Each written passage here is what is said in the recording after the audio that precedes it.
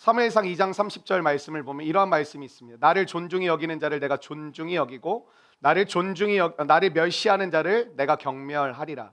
굉장히 중요한 원칙 하나가 나오는데, 하나님을 존중히 여기면 하나님도 우리를 굉장히 존중히 여겨 주시고, 우리가 하나님을 멸시하면 하나님이 우리를 경멸하신다라는 어떠한 원칙을 이야기한다라는 것이죠. 하나님 앞에서 우리가 가져야 될 태도는 너무 뻔하죠. 존중히 여겨야겠죠. 하나님을 존중히 여긴다라는 것은 어떠한 의미일까요? 시선이라고 생각합니다. 하나님을 내가 존중히 여겨드립니다, 이게 표현이 예배를 드릴 수도 있고 우리의 삶을 표현할 수도 있지만, 우리의 삶 가운데 우리의 시선을 하나님께 드리는 것, 그게 하나님을 존중히 여기는 것이라고 생각합니다.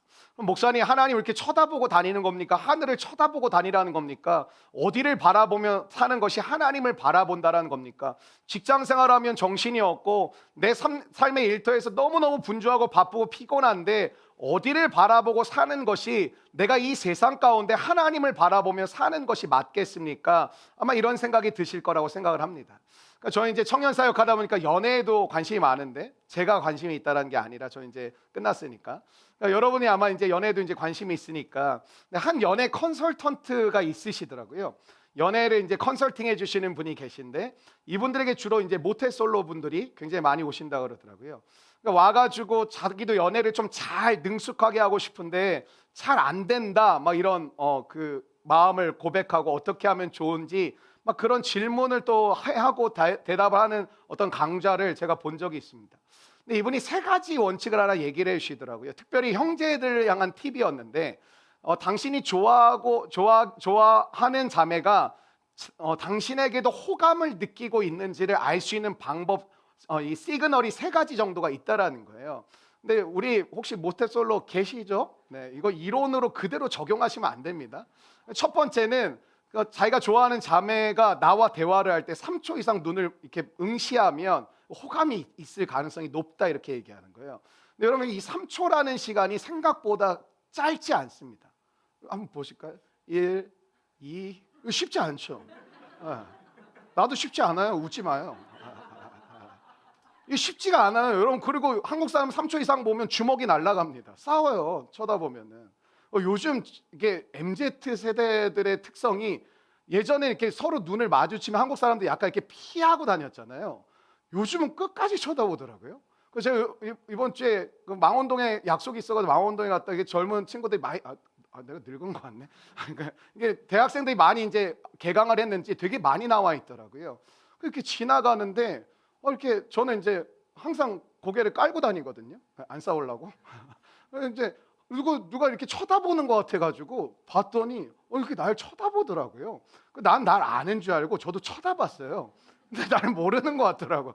근데 계속 이렇게 막 쳐다보더라고. 그래서 저 사람 날 사랑하나? 뭐 이런 생각을 하면서 지나갔는데, 두 번째는 자매들이 호감이 있는 형제 앞에서 하는 행동이 하나 있다 그러더라고요. 이게 여기 요 구렛나루 있죠.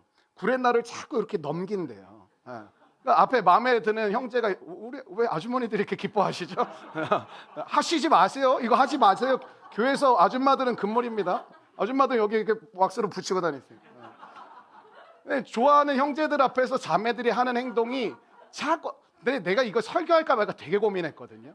자매들의 행동 반경이 좁아질까 봐. 어떤 형제한테 눈을 감고 얘기해요. 얘기해. 이럴까 봐 내가 지금 상당히 부담스럽고, 이거 안 하고 나서 나 아니야, 너 아니야, 막 이럴까 봐 내가 이거 고민이 되는데, 자꾸 자기도 모르게 이렇게 한다라는 거예요. 이렇게 매무새를 이렇게 자꾸 본다라는 거예요. 자기도 모르게 이렇게 한다는. 자매들이 이렇게 하면 더 예뻐지나 보죠. 이렇더라고요. 귀걸이 안 하신 분들 하세요. 귀걸이 하면 형제들이 느낄 때 17배 정도 예뻐 보인대요. 근데 그 쌈바처럼 이렇게 큰 거 하시면은 이게 비호감이 되니까 예쁜 거 이렇게 하고 다니시면, 제가 하는 얘기가 연애 컨설턴트가 하는 얘기인데, 마지막 세 번째는 당신이 좋아하는 자매가 당신에게도 호감이 있는지 어떻게 하냐면, 자매들이 이렇게 다리 꼬고 앉을 때가 있잖아요.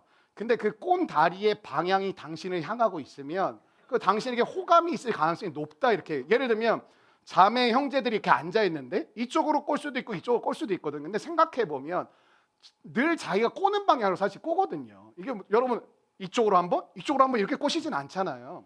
근데 이제 모태솔로들이 조심해야 될 게, 이미 자매가 다리를 이쪽으로 꽈는데 거기 가서 앉은 다음에 나한테 호감이 있나? 이거 하지 말라라는 거예요.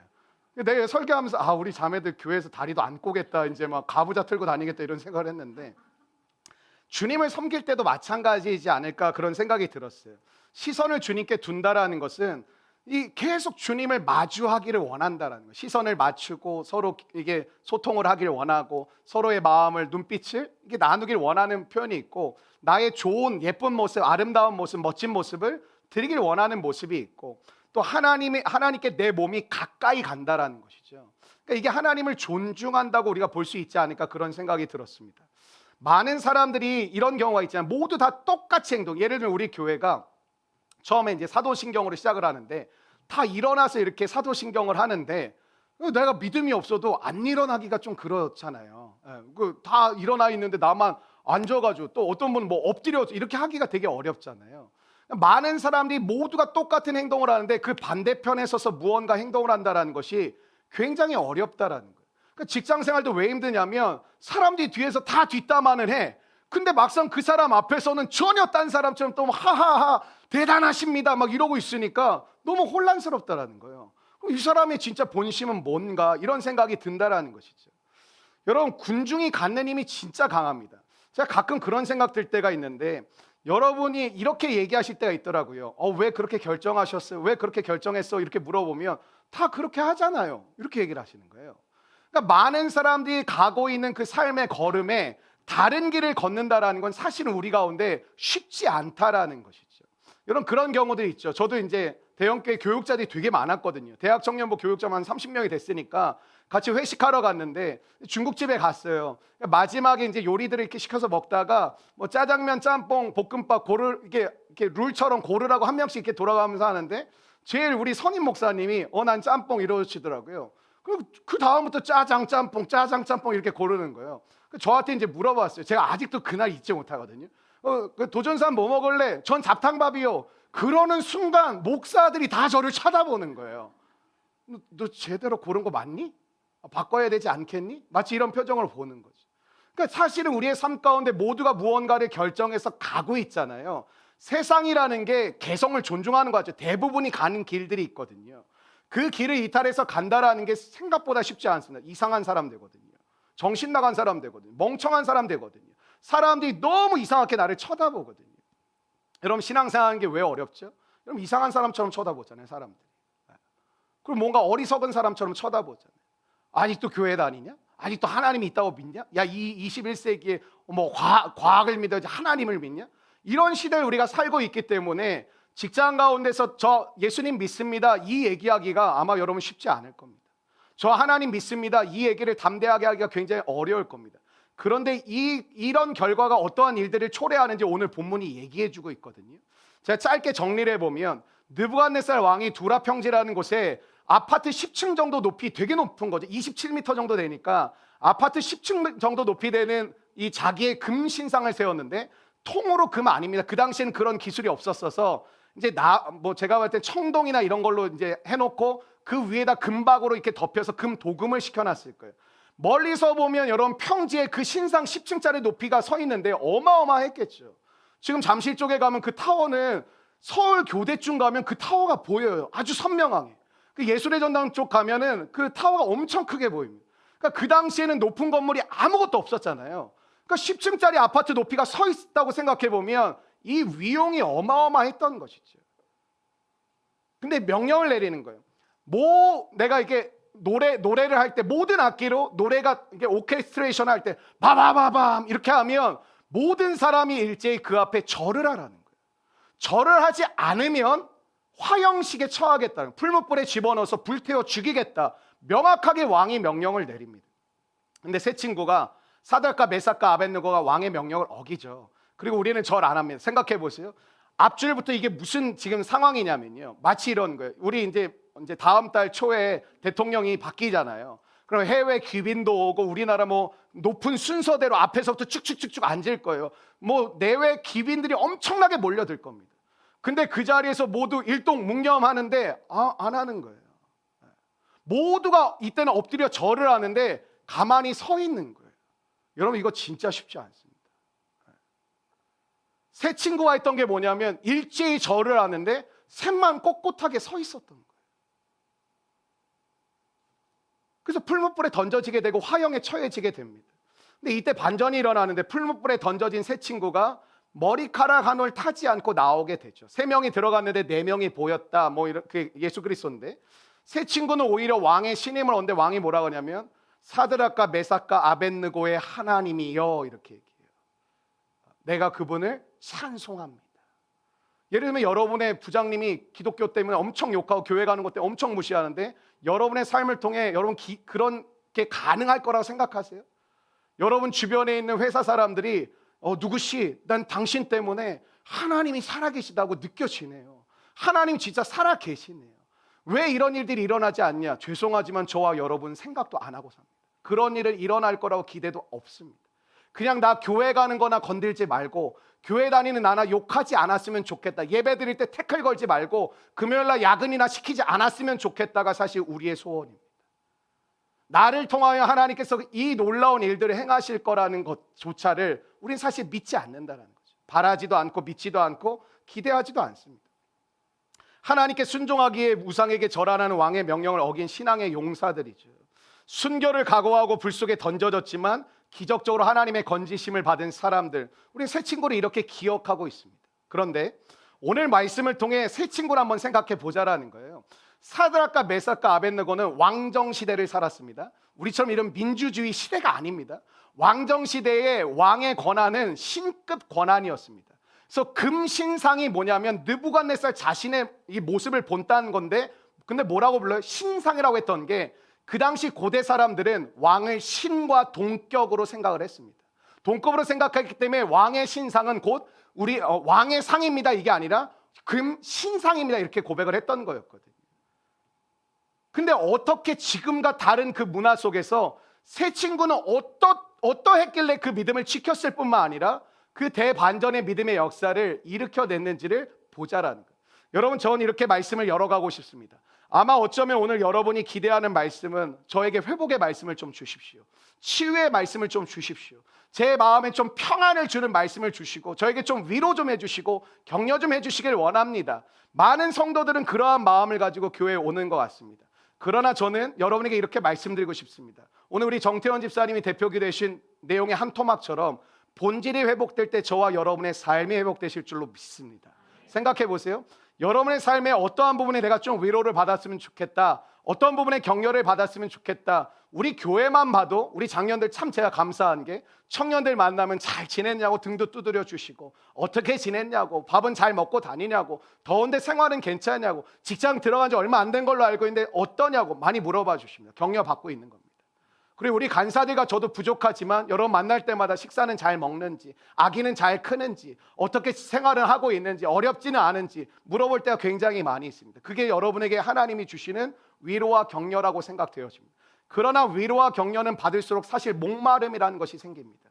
똑같은 말을 들으면 이제 더 이상 감동이 되지 않습니다. 똑같은 위로를 받으면 더 이상 위로가 되지 않습니다. 그래서 하나님은 우리 인간들을 통해 서로에게 위로하고 격려하되 그게 에피타이저와 같은 것이죠. 하나님의 본 메뉴는 뭐냐면 주님의 본질적 회복을 통하여서 우리의 삶이 회복되어지는 은혜를 우리 모두에게 주길 원하시는 줄로 믿습니다. 하나님은 오늘 이 시간 우리를 왜 부르셨냐? 너의 마음을 따뜻하게 해줄게, 그래 좋게 해줄게. 참 저는 안타까운 게 많은 사람들이 좋아하는 사람을 보면 참 그거 되게 쉽다라는 생각이 사실 듭니다. 어떤 말이냐면 그냥 어떻든 따뜻하게 얘기해주면 좋은 사람 이렇게 보시더라고요. 그냥 이렇게 좋게 얘기해주면 저분 너무 좋아, 너무 좋아, 너무 좋아. 근데 여러분에게 꼭 들어야 될 말을 해주는데 그 직원으로 다가올 때가 훨씬 더 많거든요. 근데 그런 말을 들으면 들어야 될 말이라고 직감적으로 느끼지만 별로 저 사람 너무 딱딱해, 너무 날카로워, 너무 싫어, 그렇게 느끼는 게 사실 우리의 모습입니다. 사실 우리는 계속 감정 소모를 하고 있는 이유가 뭐냐면 본질적 회복이 일어날 때 지정의라는 것이 제 기능의 역할을 하기 시작하는데 우리는 감정적 요소만에 너무나도 많은 치중을 하다 보니까 균형적인 회복과 균형적인 발전이 일어나지 않아서 결국에는 또 감정의 어떠한 부분에 고장이 나고 어떤 우리 마음의 상함이 또 옴으로 인하여 또 지쳐버리고 또 넘어져 버리고 또 쓰러져 버리는 반복된 일상을 살아갈 때가 굉장히 많이 있다는 것이죠. 오늘 우리 서로가 서로에게 격려하길 원합니다. 우리 서로가 서로에게 위로하길 원합니다. 그러나 하나님이 여러분과 저에게 주길 원하시는 본질적 삶의 회복이 모든 우리 성도들에게, 모든 가정에게 임하시기를 주의 이름으로 축원합니다. 여러분, 왜 느부갓네살은 갑자기 두랍 형제의 자기의 금신상을 10층 높이나 되는 그 큰 크기로 지었을까요? 여러분, 이 느부갓네살이 지금 이 지을 때는 한 가지 사건이 일어났을 때입니다. 어떤 사건이냐면 남유다를 상징하는 예루살렘 성읍과 예루살렘 성전이 느부갓네살의 바벨론 나라에서 완전히 파괴되어진 때입니다. 이 말은 또 어떤 의미를 가지고 있냐면 바벨론의 입장에서는 이제 모든 정복 전쟁이 끝났음을 표현하는 마지막 전쟁이기도 했습니다. 그러니까 예루살렘이 함락됐다라는 것은 지난 20년 동안 느부갓네살 왕은 계속 정복 전쟁을 해왔거든요. 마지막 대상이 누구였냐? 남유다였어요. 남유다의 가장 핵심은 어디냐? 예루살렘이었어요. 예루살렘 성읍이 다 불타버리고 예루살렘 성전이 다 무너져버린 그때는 무엇이냐면 이제 남유다가 역사 속에서 사라지는 때이기도 했지만 바벨론의 정복 전쟁이 멈추고 모든 업적을 드러낼 때였다. 그러니까 자신의 업적을 스스로 셀프 칭찬하는 거죠. 나의 모형을 만들어서, 신상을 만들어서 엎드려 절하게 하자, 이제 이렇게 된 것입니다. 여러분, 사실 지난주에 부활절 설교를 해가지고 그 전주에 설교를 했기 때문에 기억 안 하셔도 좋습니다. 저는 괜찮습니다. 좀 반응 좀 해주시겠어요? 다니엘서 2장의 설교가 혹시라도 기억나실지 모르겠는데, 다니엘서 2장의 설교는 느부갓네살 왕이 어느 날 밤에 꿈을 꾸고 일어납니다. 근데 굉장히 찜찜했었죠. 일어났는데 그 꿈이 너무나도 강렬하게 다가와가지고 바벨론의 박수와 모사와 술객과 마술사를 다 불러 모은 다음에 내 꿈을 해몽을 해다오 그랬더니 이 사람들, 예, 왕이시여, 저희가 왕의 꿈을 해석해 드리겠습니다. 왕이여, 무슨 꿈을 꾸셨나이까 했더니 꿈도 맞춰라, 이런.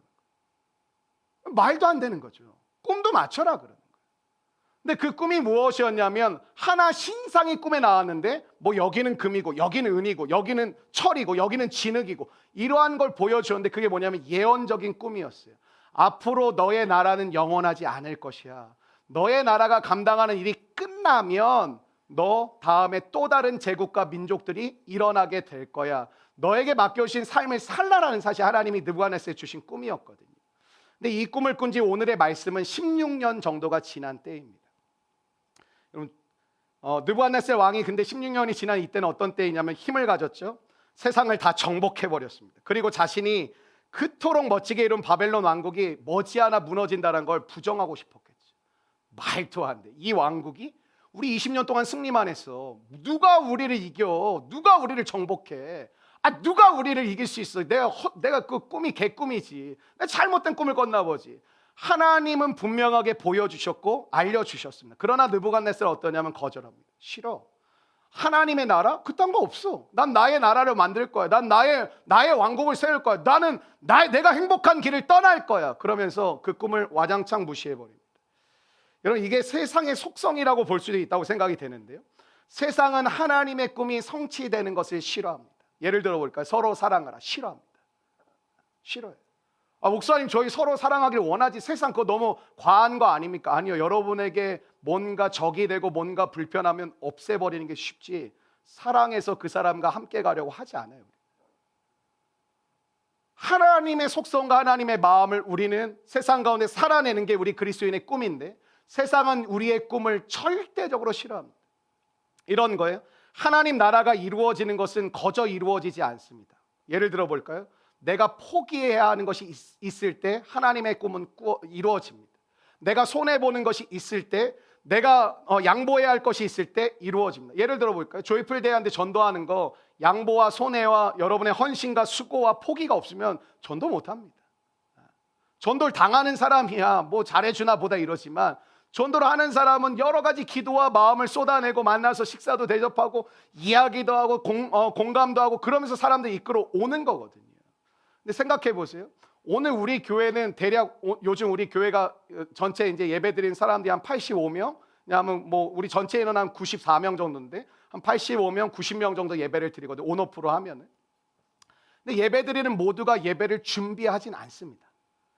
오늘 한 20명 가량 되는 리더십들, 특별히 청년 리더십들이 아침 9시 반에 모여서 기도하고 시작하므로 구석구석을 소독하고 구석구석을 다 방역하고 또 어제 밤에 방역하고 오늘 또 다 청소하고 여러분 앉는 의자 모든 것들을 했습니다. 왜 할까요? 내가 양보하고 내가 손해보고 내가 헌신하지 않으면 하나님의 나라는 이루어지지 않습니다. 모두가 뭘 원하죠? 깨끗한 예배당, 방역이 잘 된 예배당, 소독이 다 있고 코로나라는 건 눈을 뜨고 봐도 없는 곳, 그런 곳에서 예배드리고 싶습니다. 그러나 그 수고와 헌신이 없이는 누구도 우리는 이렇게 예배 드릴 수가 없다라는 것이죠. 하나님의 나라가 오기 위해서 반드시 필요한 게 뭘까요? 우리 리더들은 양보한 거예요. 아침에 잘 수도 있고 아침에 자기가 어딜 갔다 올 수도 있고 놀 수도 있고 뭘 다른 거 할 수도 있고 더 쉴 수도 있죠. 근데 그거를 양보한 거 포기한 거. 저 우리 교회가 굉장히 가능성이 가득하다는 게 무슨 뜻이냐? 다른 교회는 거의 50대 이상이 합니다. 제가 어제도 이렇게 아내랑 식사하다가 어느 이제 가면서 감리교회가 있더라고요. 나오신 분들이 다 머리가 하얀 다 권사님들 집사님처럼 보이시는 분들이 오랜만에 나오셔서 다 그 교회 마당에 물 청소하시고 다 그러고 계시더라고요. 여러분 우리는 원하는 것들이 참 많습니다. 근데 그 원하는 것을 내가 손 안 묻히고 하길 원합니다. 내가 희생 안 하고 하길 원합니다. 내가 양보 안 하고 하길 원합니다. 내가 포기 안 하고 하길 원합니다. 하나님의 나라는 그렇게 이루어지지 않습니다. 이 세상 가운데 하나님의 나라가 이루어지기 어려운 이유는 뭐냐? 모두 다 포기하지 않길 원합니다. 내 이익을 빼앗기지 않길 원합니다. 내 시간을 양보하고 싶지 않습니다. 그런데 우리는 하나님의 나라가 이루어지기를 원합니다. 목사님 왜 저희 가정은 안 변하는 걸까요? 목사님 왜 저희 부모님은 안 변하는 걸까요? 목사님 왜 저희 자녀들은 안 변할까요? 왜 제 팀은 안 변할까요? 왜 우리 공동체는 왜 답보 상태일까요? 이유는 딱 하나입니다. 헌신하는 자가 있어야 됩니다. 양보하는 자가 있어야 됩니다. 포기하는 자가 있어야 됩니다. 목회를 한다는 게 왜 어렵냐 해봤더니 뭐 정신적 이런 것도 힘든 게 많지만 포기해야 되는 거예요. 내게 맡겨신 사명과 하나님 맡겨신 양떼들을 위하여 나의 시간, 나의 물질, 나의 인생, 나의 즐거움, 나의 행복을 내려놓고 포기할 때 그것과는 견줄 수 없는 많은 사람들이 옳은 대로 돌아가고 많은 사람들이 하나님을 만나게 되고 많은 사람들이 주님의 은혜를 누리게 되는 그 은혜의 현장을 보는 것 말입니다. 여러분 생각해 보십시오. 여러분 좋아하는 거 막으면 싫어하시죠? 여러분 내가 원하는 거 못하게 하면 우리는 화를 냅니다. 여러분 주일날 아침에 다 늘어지게 자는 거를 좋아합니다. 근데 그걸 내려놓지 않으면 우리 이렇게 예배 드릴 수 없습니다. 12차 조이풀 데이에서 어제 밤 12시까지 회 있거든요. 뭐 회인지 뭐 할 때는 뭐 했는데. 근데 왜 할까요? 하나님의 마음을 이루기 위해서. 한 영혼, 두 영혼, 세 영혼, 몇 영혼이 올지 모르지만 우리가 그들의 마음을 하나님의 뜻 가운데 회복하고 함께 나아가기 위해서 밤 12시까지 하고 저 아침에 일찍 와가지고 기도하고 여러분도 오는 거 준비하고 우리 성도 한 명 한 명 모두라고 얘기할 수 없지만 그래도 대부분의 성도들을 위해서 기도하고 모든 팀 모임과 오늘 우리가 갖춰질 모든 것들의 은혜들을 위해서 놓고 간구했습니다. 그 포기와 헌신과 희생과 눈물이 없이는 하나님의 나라는 오지 않습니다. 여러분 죄의 속성 한번 따라해 주세요. 자기중심성. 내가 계획하고 내가 결정하고 내가 주인이 돼서 하고 싶은 대로 하는 것이죠. 예배 드리고 싶으면 드리고 안 드리고 싶으면 안 드리고 뭐 나 참여하고 싶으면 하고 안 하고 싶으면 안 하고 그게 우리의 자기중심성입니다. 내 나라를 세우고 싶은 것이죠. 내 나라는 게 거대한 게 아니에요. 내가 원할 때 하고 내가 하고 싶으면 하고 안 하고 싶으면 안 하고 내가 좋으면 하고 내가 싫으면 안 하는 거. 그게 내 나라는 거죠. 오늘도 세상은 하나님 나라, 하나님의 계획을 인정하지 않습니다. 여러분이 누구보다 잘 아시죠. 그래서 우상을 만들고 여러분에게 그 돈이라는 신에 절하라는 거예요. 스펙이라는 신에 절하라는 거예요. 야 예배가 중요하냐? 토익이 중요하지. 야 팀 모임이 중요하냐? 너의 즐거움이 중요하냐? 야 너 5일 내내 그냥 뺑이 치고 힘들게 일했는데 야 너 쉬어야지. 하나님의 백성들이 하나님의 꿈과 계획대로 살지 못하게 통제합니다. 그래서 은혜를 받고 난 다음에 힘든 이유가 뭐냐면 은혜 받았을 땐 좋은데 막상 이 마음을 갖고 나가는데 저항하는 거 투성이에요. 하지 마. 너 가만히 있어. 그냥 너만 믿어. 말하지 마. 나타내지 마. 다니엘의 세 친구에게 왜 금신상에게 절하고 그 당시는 다신 사회였거든요. 각자가 믿는 신이 다 있었어요. 근데 왜 요구를 했을까요? 그렇게까지. 아니 2장에서 이 사람 까먹었나? 여호와 하나님 또 이렇게 얘기해놓고 갑자기 3장에 오더니 이거 갑자기 또 까먹어가지고 모두 절하라 이렇게 하는 거예요. 여러분 오늘 본문은 끊임없이 이 세 친구의 이름을 언급을 합니다. 사드락과 메삭과 아벳느고라는 이름이 계속 3장 내내 반복이 됩니다. 왜 그럴까요? 계속 반복되는 이유는 뭔지 아세요? 한번 따라해 주실게요. 우리와 같은 바벨론 사람이 되라. 여러분에게 왜 술 권하는지 아세요? 나와 똑같이 너도 술 마셔. 나와 똑같이 너도 즐겨. 나와 똑같이 해. 사람은요, 깨끗한 사람 옆에 있으면 되게 불편하거든. 대충 거짓말치고 이렇게 지내는데 막 정직해. 와, 저는 있는 그대로 보고해야 됩니다. 이렇게 하면 안 됩니다. 싫어해요. 아, 진짜 너 멋지다. 우리가 잘못했다. 우리가 돌이켜야겠다. 이런 조직이 거의 없습니다. 야, 막내가 말이 많아. 시키는 대로 해. 아, 이건 잘못된 거 아닙니까? 너 나가고 싶어? 잘리고 싶어? 무슨 정직이야 임마. 처음엔 다 그랬어. 다 그래. 시간 지나봐. 너도 다 우리처럼 되는 거야. 세상은 끊임없이 우리의 정체성을 빼앗는 거예요. 너희도 우리와 같이 되라는 거예요. 야, 적당히 해라. 야, 교회 가서나 열심히 부르짖고 외치고 여기 나왔으면 여기 법을 따라. 시키는 대로 그냥 해.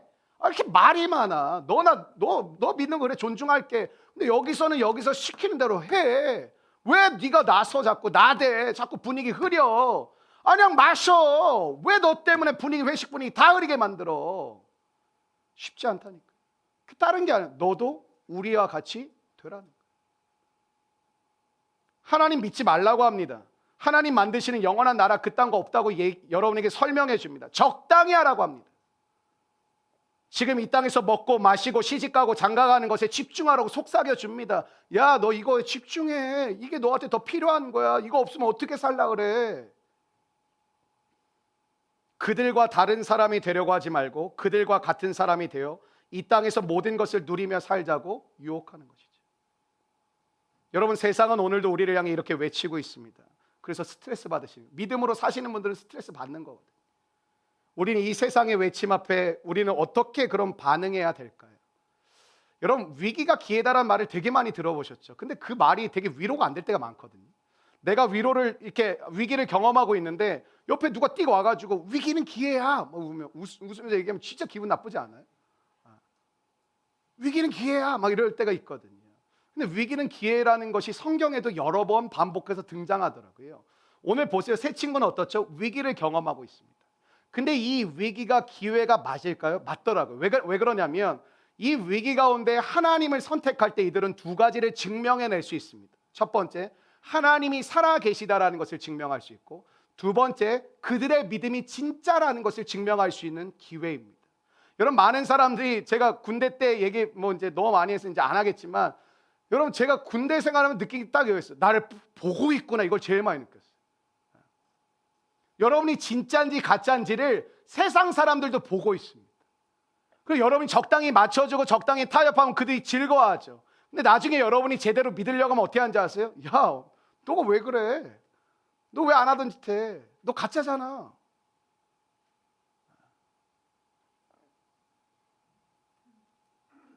세상 사람들이 여러분이 진짜인지 가짜인지를 분별하고 이렇게 툭툭 건드려 보는 거거든요.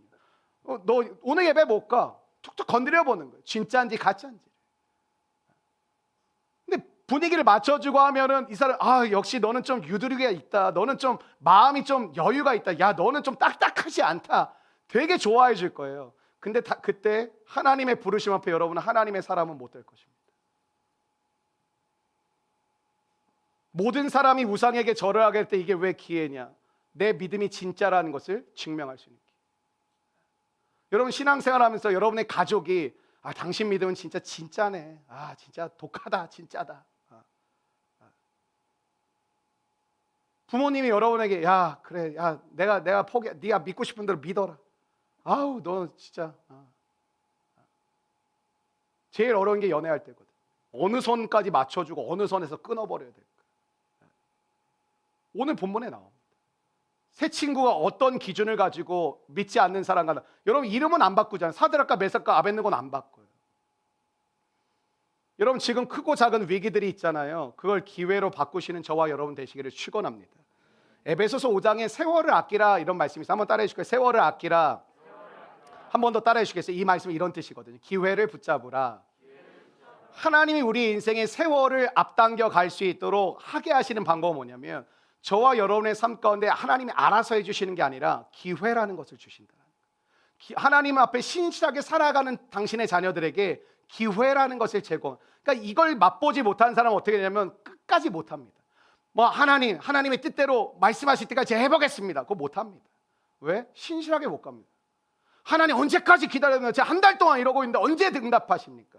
근데 이 신실함을 가지고 끝까지 나아갈 때 하나님이 일하신 걸 경험해 본 사람은 하나님은 반드시 일하신다, 하나님은 나를 보고 계신다는 믿음이 생기면 하나님이 응답하는 때까지 기다릴 수 있습니다. 왜? 하나님 나 고와 같이 버리지 않으신다, 하나님 나 붙잡아 주신다, 하나님 나와 함께 하신다.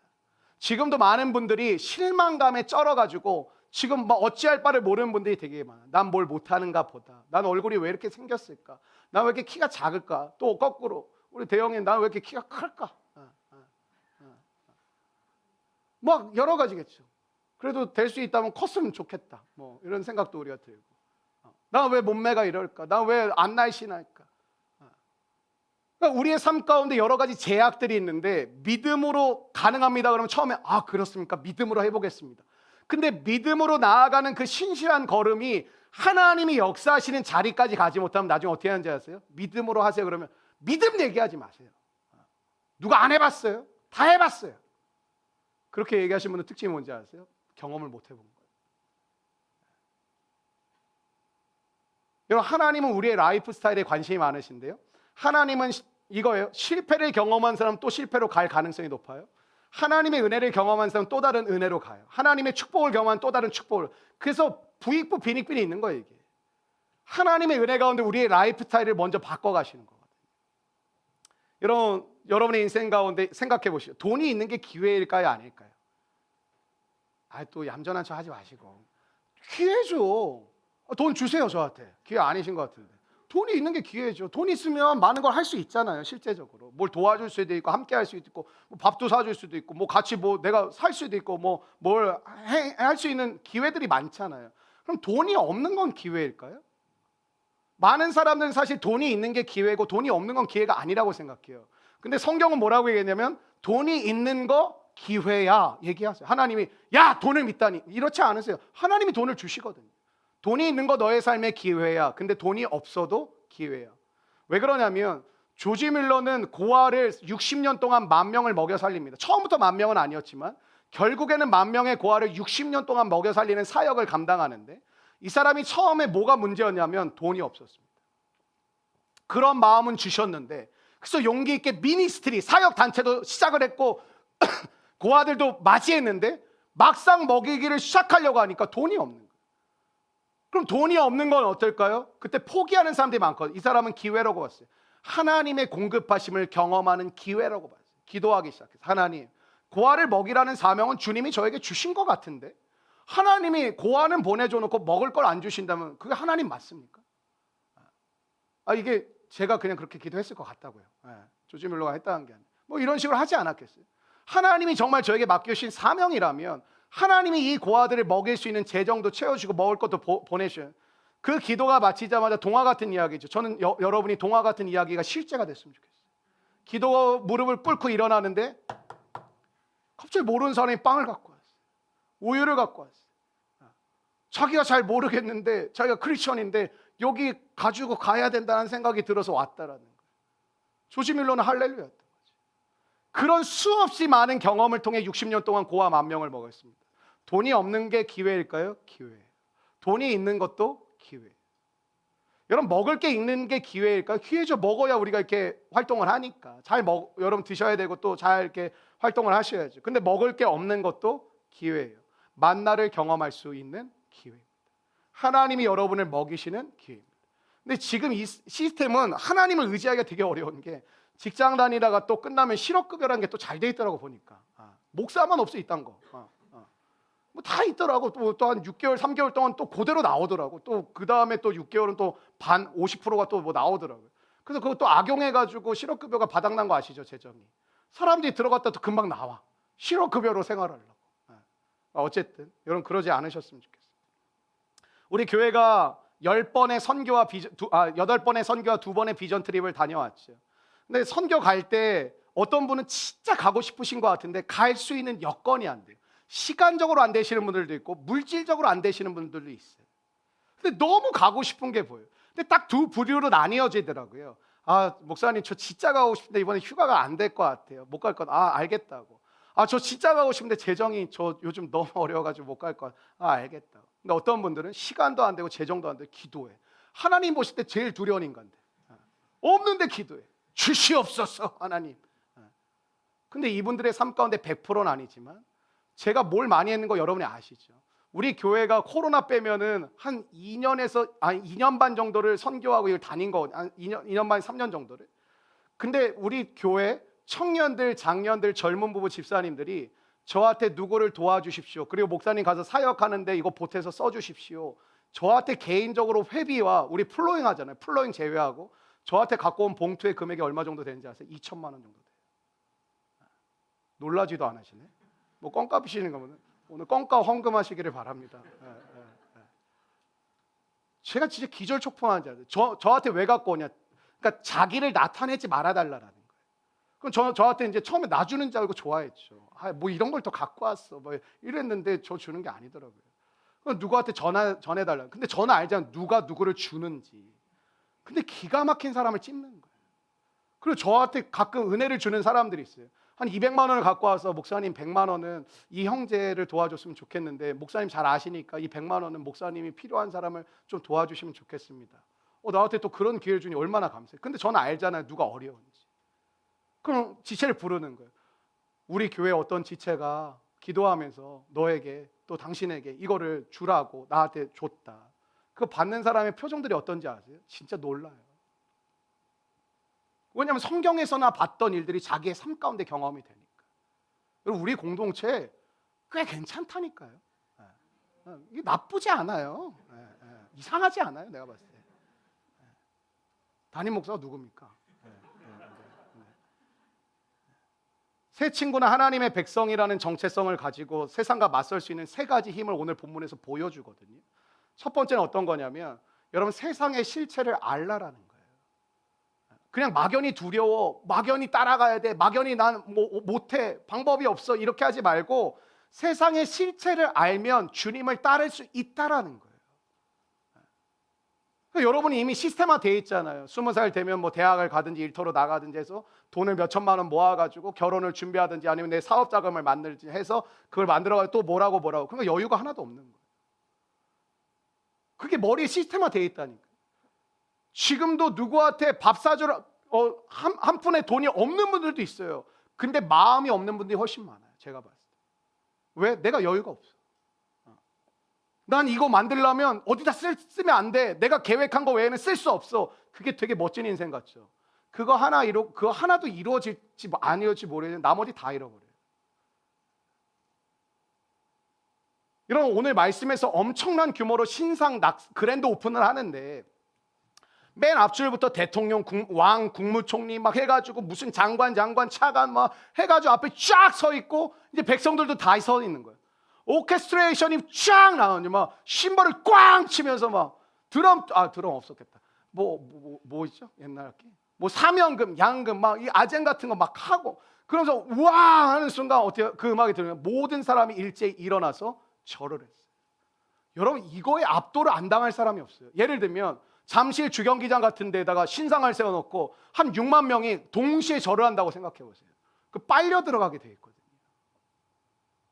근데 오늘 다니엘서 3장에 보면 신상을 의미하는 히브리어가 째렘이라는 단어를 쓰거든요.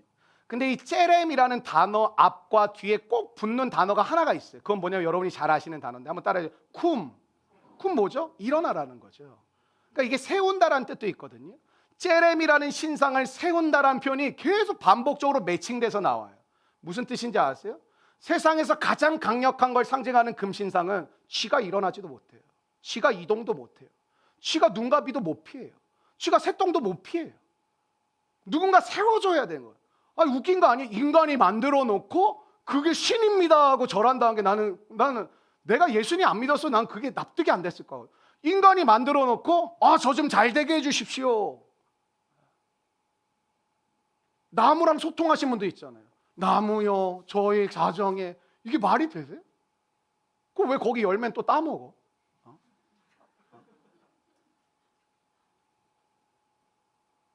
여러분, 다니엘은 이 쿰이라는 단어를 새 친구는 읽어냈어요. 뭐냐? 세상이 우리를 위협하는데 그 세상은 온전치 않다. 그 세상은 자기 힘으로 서 있을 수조차 없다. 자기들 마음대로 이동도 할 수 없다. 자기들의 대단한 권세처럼 우리에게 찾아오지만 결국 우리를 해할 수 없다. 여러분 기억하십시오. 세상이 여러분의 생명은 건들 수 없습니다. 하나님의 손 안에 있는 게 있습니다. 생사화복. 생명과 죽음은 주님의 손 안에 있는 줄로 믿습니다.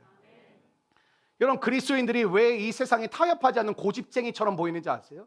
우리는 세상의 실체를 봤기 때문에 무릎 꿇지 않는 거예요. 엎드리지 않는 거예요. 객기가 아니에요. 나 절 안 해, 이게 아니에요.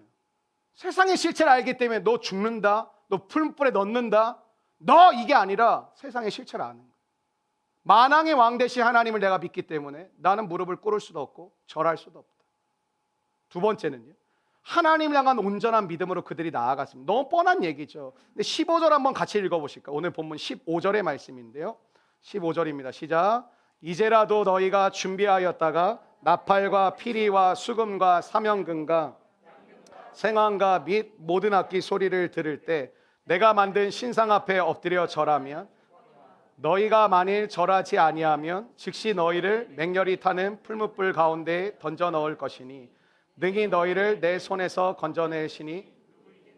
2년 반 정도의 코로나 기간을 거쳐오면서 우리의 믿음은 사실 굉장히 많은 분들이 흔들려 있습니다. 믿음이 바닥을 치고 있습니다. 어떻게 할 수 있냐? 예배와 믿음의 모든 요소가 내 권한으로 들어가신 분들이 되게 많습니다. 하나님을 예배를 오늘 갈까라고 마음이 바뀌어 있습니다. 당연히 갔던 분들이 갈까 드릴까 많은 옵션들이 생겨버린 것이죠. 단순히 온라인 예배를 말하는 것이 아닙니다. 느부갓네살의 중심이 드러내는 15절의 마지막 부분이 이렇게 얘기해요. 능히 너희를 내 손에서 건져내시니 누구이겠느냐. 여러분의 부장님이 웃으면서 얘기하는 거예요. 야, 너 나한테 잘 안 보이면 너 직장생활 어떻게 하려고. 군대 갔을 때 제일 많이 들었던 소리가 축복의 소리가 이거였어요. 2년 동안 꼬이고 싶냐? 너 2년 동안 어떻게 하려고 그러냐. 여기서 너 뭐 정신 나가고 싶냐? 죽고 싶어? 대놓고 들었거든요. 여러분들 그러겠지. 뭐 요즘 은근히 얘기를 계속, 너 내 말 안 듣는다고? 그래서 괜찮겠어? 괜찮아? 그럼 뭐 마음대로 해봐. 집단적 왕따가 시작되고 여러분을 따돌리고 우습게 여기고 조롱하고 욕하고. 여러분 그런 분들 계십니까? 오늘 이 말씀이 여러분에게 소망이 되시기를 주의 이름으로 축원합니다. 새 친구가 이렇게 대답하는데 16절부터 18절입니다. 제가 읽어드리겠습니다. 사드락과 메삭과 아벳느고가 왕에게 대답하여 이르되 느부갓네살이여, 우리가 이 일에 대하여 왕에게 대답할 필요가 없나이다. 왕이여, 우리가 섬기는 하나님이 계시다면 우리를 맹렬히 타는 풀무불 가운데서 능히 건져내시겠고 왕의 손에서도 건져내시리다. 그렇게 하지 아니하실지라도 왕이여, 우리가 왕의 신들을 섬기지도 아니하고 왕이 세우신 금신상에게 절하지도 아니할 줄을 아옵소서. 이게 핵심이거든요. 참된 믿음이 무엇인지를 우리에게 보여주죠. 첫째, 하나님의 능력을 신뢰하는 태도가 나오지 않습니까? 우리 하나님께서 우리를 건져주실 것입니다. 왕의 손에서도 이 고통 가운데서도 건져주실 것입니다. 하나님을 신뢰하는 태도를 나타내면 두 번째, 참 재미있는 표현이라고 생각하는데, 자신들은 하나님이 지금 하시고자 하는 일을 모릅니다. 이렇게 얘기하는 거예요. 웃긴 거죠? 아니, 확신으로 해야 되는 거 아니에요? 하나님이 어떻게 우리를 인도하실지 사실 나는 모르지만 나는 하나님을 믿습니다. 하나님이 어떠한 답을 나에게 주신 것은 아니지만 하나님이 선하게 이끌어 주실 것을 나는 믿습니다. 이 고백이에요. 믿음이라는 건 모든 걸 알고 가는 게 아닙니다. 때로는 모르지만 하나님을 믿기에 갈 수 있는 걸음이거든요. 여러분, 관계라는 게, 옆에 있는 사람 보십시오. 다 믿습니까? 다 압니까? 몰라요. 부부도 모르고 부모 자녀도 모르고. 근데 뭐 여기 교회에서 만나가지고 뭐 우리가 주안에 한 식구긴 하지만 뭐 알겠어요, 솔직히. 여러분, 우리는 알고 가는 부분도 있지만 모르고 신뢰하고 가는 부분이 훨씬 더 많아요. 근데 뭐라 그래요? 그렇게 하지 아니하실지라. 이게 무슨 뜻이에요? 내가 불에 타도 괜찮습니다. 내가 당신 왕의 칼에 죽어도 상관없어요. 병에 들어도 괜찮아요. 저와 여러분에 대한 이런 고백, 사고가 나도 괜찮고, 경제적으로 무너져도 그렇게 아니하셔도, 자식에게 문제가 생긴다 할지라도 나는 주님의 뜻을 따르겠습니다. 왜냐? 지금 내 삶에 일어나는 모든 일이 내 생각과 내 뜻대로 흘러가지 않는다 할지라도 그들은 하나님을 자신의 생각대로 움직일 수 없다라는 것을 알고 믿었습니다. 그러니까 인정하는 거죠. 하나님의 손 아래 있습니다. 하나님이 선하게 이끌어 주실 것을 믿습니다. 받아들입니다. 그게 믿음입니다. 세 번째는 이미 밝혀진 하나님의 뜻에 순종하는 모습이 나오는데요. 우상에게 절하는 걸 고민해 봐야 될까요? 예배 드려야 될 걸 고민해 봐야 될까요? 하나님 명확하게 드러내신 하나님의 뜻이죠. 1계명과 2계명을 보면 나 외에 다른 신을 섬기지 마라. 나 외에 다른 어떠한 우상의 형상이든지 만들지 말고 절하지 말라고 주님은 분명하게 우리의 삶 가운데 못 받고 계십니다. 하나님을 예배하라. 서로 사랑하라. 인내하라. 함께 기도하며 합력하여 선을 이루라. 주님이 우리 가운데 분명하게 드러내신 하나님의 뜻이라고 생각되었습니다. 우리는 고민할 필요가 없는 것이죠. 우리는 생각할 필요가 없는 것이죠. 이미 드러난 하나님의 뜻에는 새 친구는 고민하지도 생각하게 보겠다고 우리가 자주 하는 말처럼 기도해 보고 결정하겠다는 말도 안 합니다. 안 합니다. 그렇게 할 수 없습니다. 그건 뜻이 아니기 때문입니다. 내가 알고 있습니다. 18절 말씀이 이렇습니다. 우리가 왕의 신들을 섬기지도 아니하고 왕이 세우신 금신상에게 절하지도 아니할 줄을 아옵소서. 여러분의 삶 가운데 모르겠다 말씀하지 마십시오. 여러분의 삶 가운데 알고 있는 거 되게 많지 않습니까? 여러분의 삶 가운데 몰라 그거 그만하십시오. 여러분의 삶 가운데 하나라도 알게 되신 거 있지 않으십니까? 하나님이 알게 하신 그 분명한 뜻 앞에 서십시오. 하나님이 알게 하신 선명한 뜻 앞에 나아가십시오. 하나님이 주의 길을 열어 가실 줄로 믿습니다.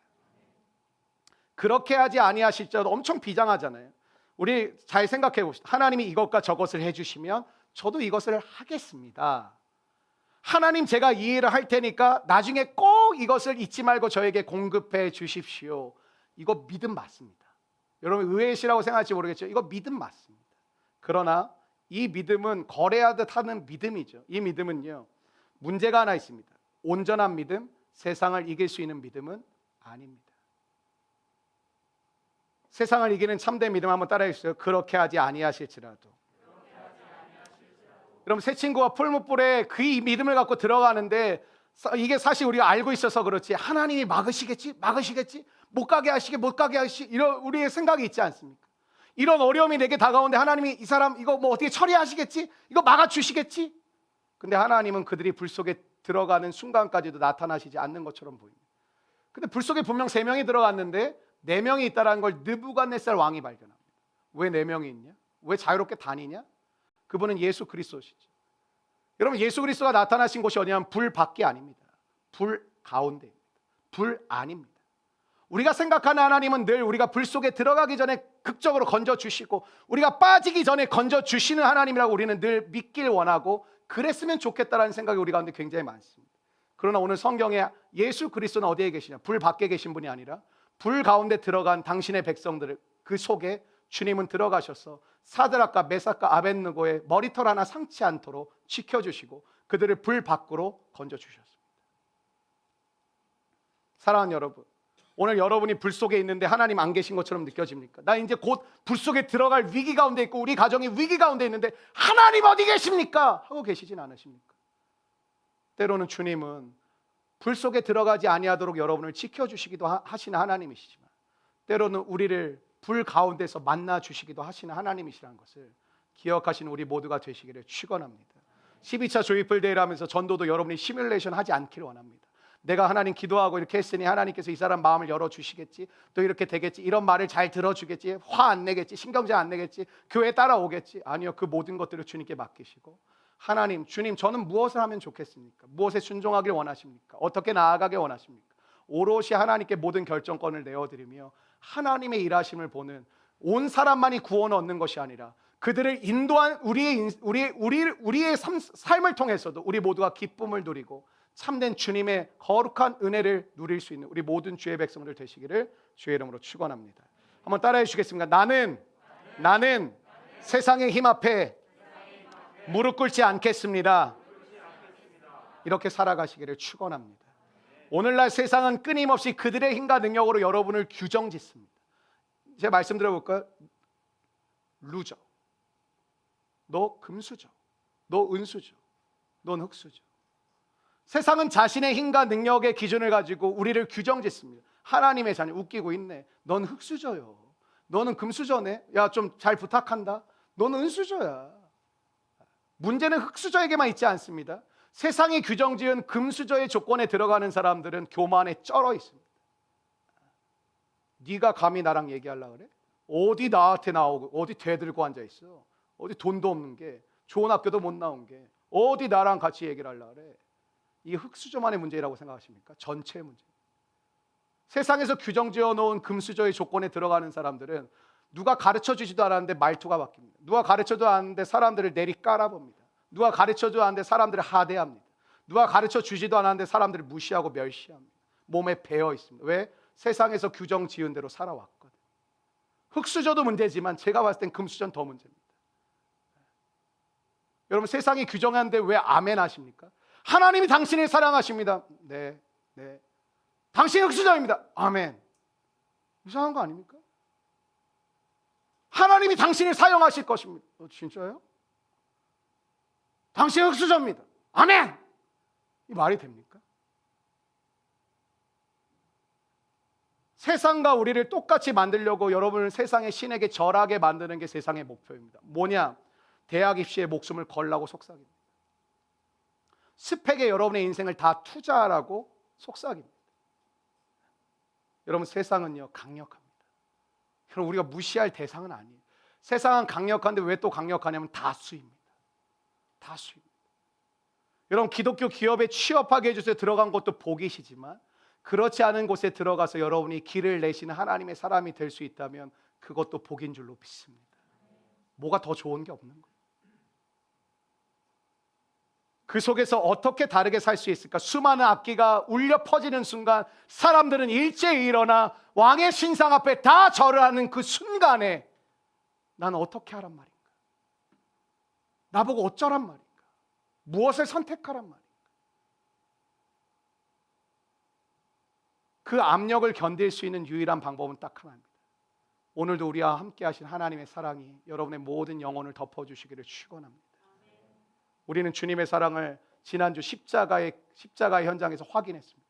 나를 사랑하신다는 그분, 나를 목숨까지도 아끼지 않으시고 사랑하셨다는 그분, 나를 당신의 생명과 바꿔주신 그분의 그 현장을 우리는 지난 부활주일날 목도했습니다. 주님의 그 십자가 현장을 통해 나를 사랑하시는구나, 나를 지켜주시는구나, 나를 버리지 않으시는구나, 나와 동행하시는구나. 우리는 지난주에 그 하나님을 만났습니다. 이제 우리가 살아갈 길은 무엇일까요? 이제 그 하나님의 사랑을 입은 자로서, 덧입힘을 받은 자로서, 옷처럼 입은 자로서 우리가 이 압력이 가득한 세상 가운데 새 친구처럼, 사드락 메삭 아벳느고처럼 하나님 향한 올바른 태도와 믿음의 마음을 가지고 나아갈 때 그렇게 하지 아니하실지라도의 믿음을 회복하여 하나님의 거룩한 빛과 소금으로 살게 되시기를 주의 이름으로 축원합니다. 한번 인사하실까요? 사랑합시다. 12차 조이풀데이 달리다곰이란 주제가 우리의 마음에 영혼에 울리기를 원합니다. 소녀야 일어나라. 단순히 너를 위로해 줄게. 우리 교회와 그럼 좀 위로가 돼. 우리 좀 많은 사람이, 또 청년들 많다? 오면 또 재밌어, 즐거워. 물론 좋은 이야기죠. 그런데 이렇게 선포해 주지 않겠습니까? 너의 인생의 문제가 해결될 수 있어. 너의 인생의 방황이 끝날 수 있어. 헤매이는 너의 인생이, 초점을 잃어버린 너의 눈빛이 다시 삶을 살아갈 의욕과 살아낼 용기와 삶을 살아갈 기쁨이 회복될 수 있는 길이 있어. 여러분이 부족해도 상관없습니다. 너가 날 보면 정말 하나님 사랑해 그렇게 느낄 수도 있을까? 맞아, 나는 과정 중에 있어. 내가 부족하고 연약한 모습이지만 나도 그 과정 중에 있어. 그 하나님께로 너를 초대할게. 여러분, 우리 모두가 그 사랑으로 살아가시는 귀한 은혜가 우리 모든 성도들의 영혼과 심령 가운데 충만하시기를 주의 이름으로 축복합니다.